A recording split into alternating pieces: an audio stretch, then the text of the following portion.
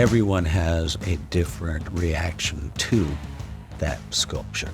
Strangers come through the door and they say, "That's Leon Russell. I love Leon Russell. Who are you doing that for? Where is it going to be?" Number one, it strokes my ego, something fierce, which is absolutely wonderful.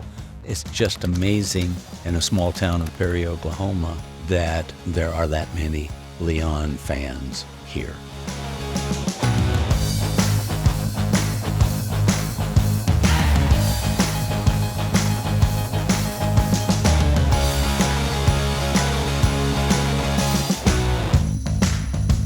My name is Jim Franklin, here in my studio in Perry, Oklahoma.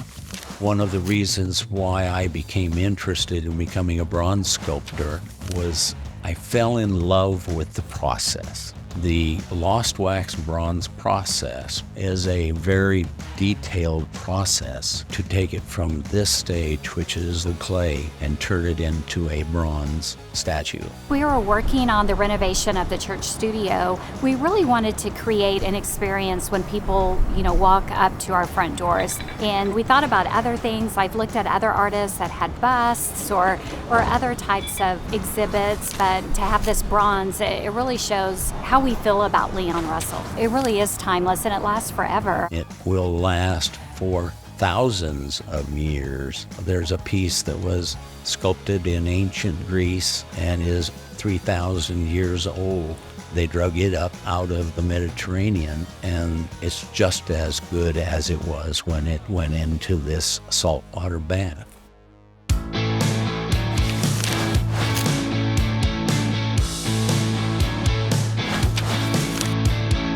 Once we decided that we wanted a bronze statue of Leon, I contacted the one person that I knew is like an expert in this, and her name is Rosalind Cook.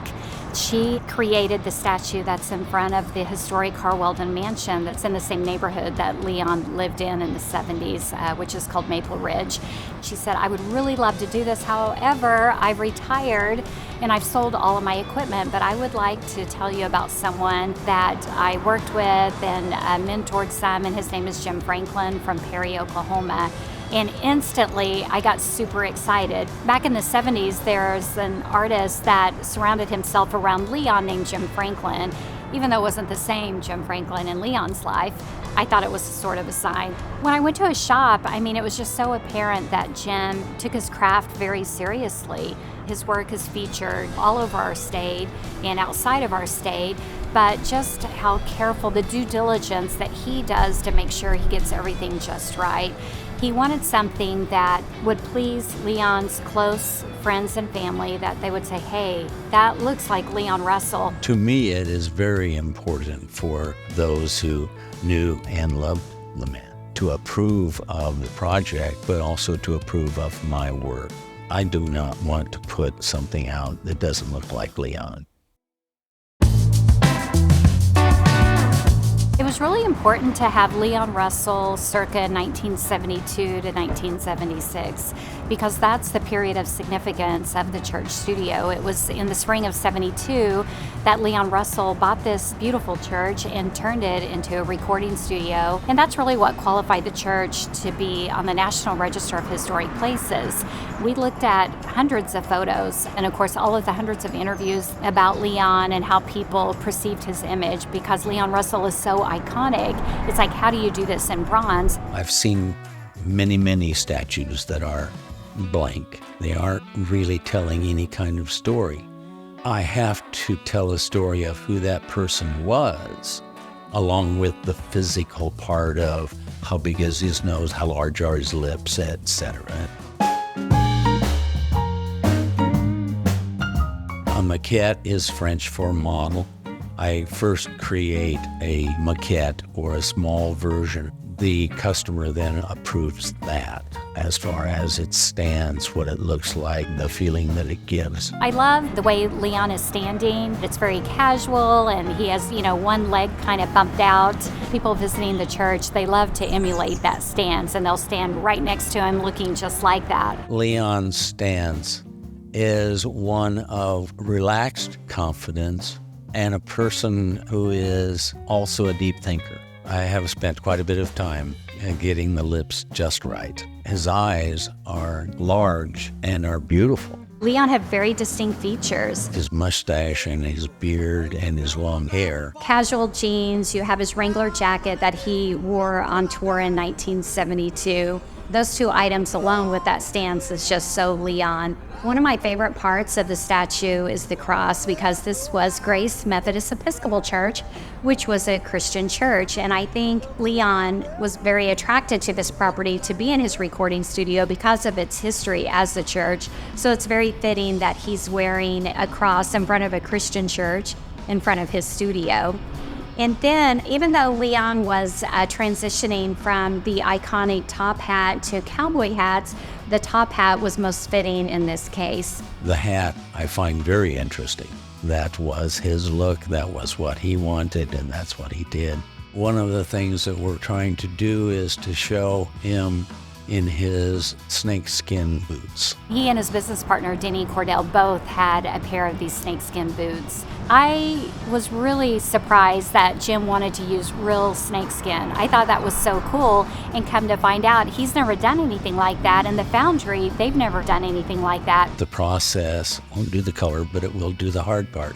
And you'll be able to tell that those are snakeskin boots. People get on their knees and they're like, holy cow, that's a real snakeskin pattern. How did you guys do that? I mean, they're thinking an artist did this pattern, but we laid the snakeskin over the boot and then he cast it from the actual snakeskin.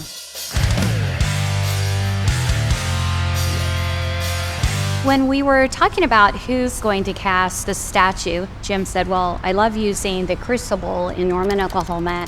I love the fact that we're keeping it here in Leon Russell's home state.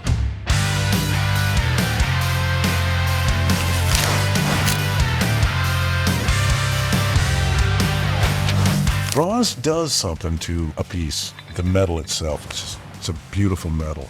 Beautiful.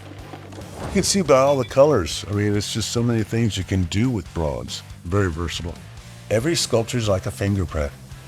They're all different. And then after I met Mark, I thought, oh my gosh, he loves rock and roll music. He loved Leon Russell. He was just this really cool guy. His music was always a breath of fresh air. It was just, man, it especially broke me off of what I was doing. It was a nice turn. Very nice turn. He had the same passion equal to Jim, and of course he had been doing it even longer. He'd been in the industry a really long time. And when I saw the work that he did, the end product all over the place, it just really made sense.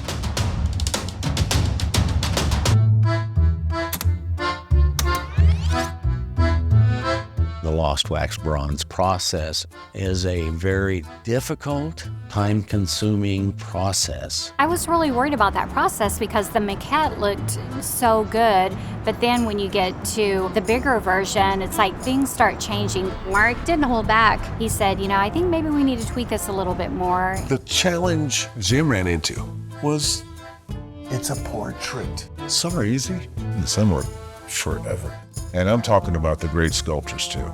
I've worked with some sculptors. They're writing books about today. And some of the greats in this country. I've seen them just go lickety-split. You think, this guy's got this down.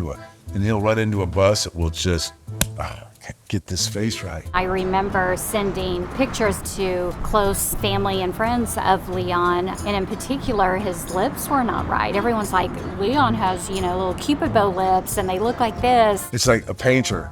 I need a different brush. I really appreciate Jim. I mean, I know he went back and forth from Perry to Norman to sending me photos to us driving over there and checking it out.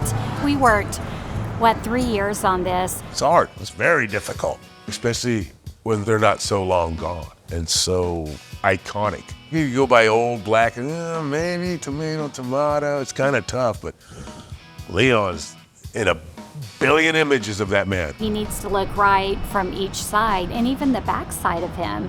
I've had people very close to Leon be on the backside. It's like, oh my gosh, it's the way he stands, it's the way he looks, the way his hair would lay and how he wore his hat.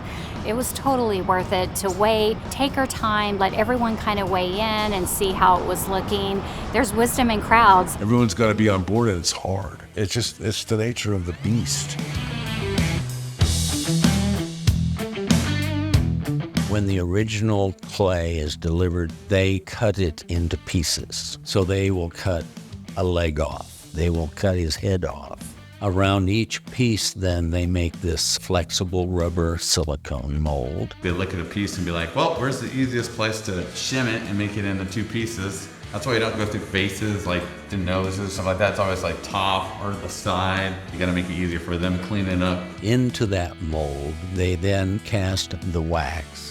This is the final stage that I can do anything about. It's still flexible enough to where I can make some changes. It's almost like you're doing dental work on him. It is almost like dental work. Dentists go through this same process, only on a much smaller scale when they make dentures. I definitely love the part where he's going into the green goop and dipping in and out. What you were looking at in there, it goes through a dipping process, kind of like the shake and bake. You dip it in the gravy, and you pull it out, you let it drain a little bit, and then you put it in the flour, which is really a silica sand. And you just rinse and repeat and do that again, over until you build a thickness around that wax. They melt out the wax, thus the name the lost wax bronze process. Pour that out, then we'll pour molten bronze into that ceramic shell. Wherever there is wax, there will be bronze. It's all a huge negative, positive, back and forth, back and forth, back and forth. That's why it takes so freaking long to make a bronze.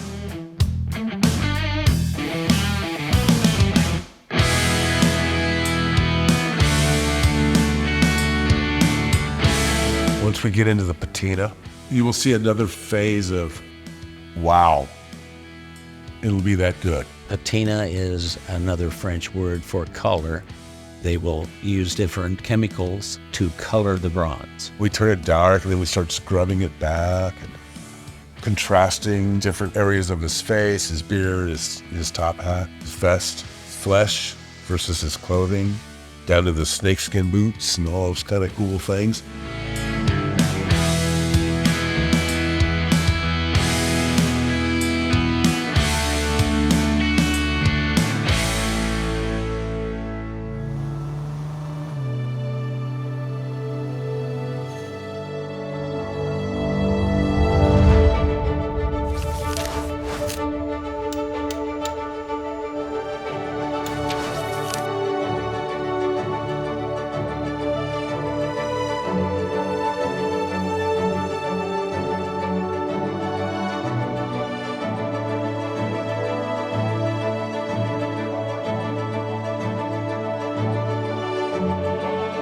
I just love seeing the reaction on everyone's face. It's really been quite humbling, all of the people that get emotional, especially those diehard Leon fans, in particular the Leon lifers, knowing that they aren't going to be able to see him, live ever. And I've had people just sit here and stare and look at it, and it's like, we did our job. Isn't that what we want? People want to touch this, and that's cool, I think. Especially these ones that fly in from great distances to see this masterpiece. People will come up there and they'll break down. It really makes people emotional. That's our Leon standing there. I tell you, that's from like 72, and it was so well done. Oh, it's beautiful. Teresa did an incredible job. Leon just entered the room, buddy. When I saw the statue coming, I said, somebody's got their hand on the pulse here. When I saw the statue, I wanted to have my picture made with it. I went, oh my God, that's my pal.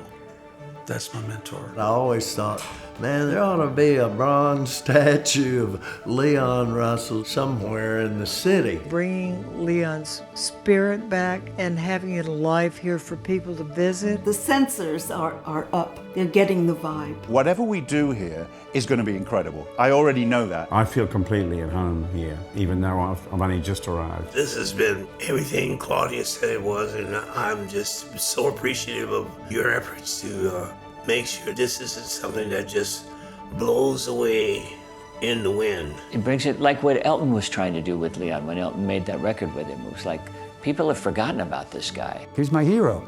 Growing up here, I looked up to him tremendously. My big dream was to somehow come up the steps and get in that door. Everybody was dying to get in with Leon, to do anything with Leon. He was the spacey thing that was in the back of the room. I'm over here.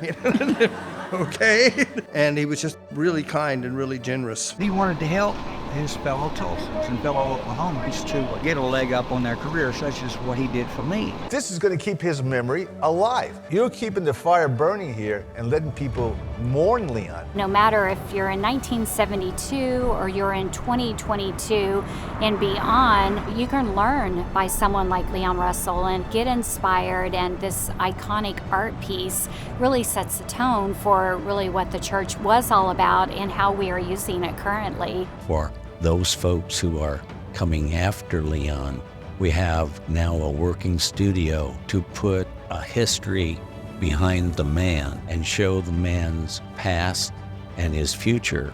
I'm just very pleased and very proud to be part of that project.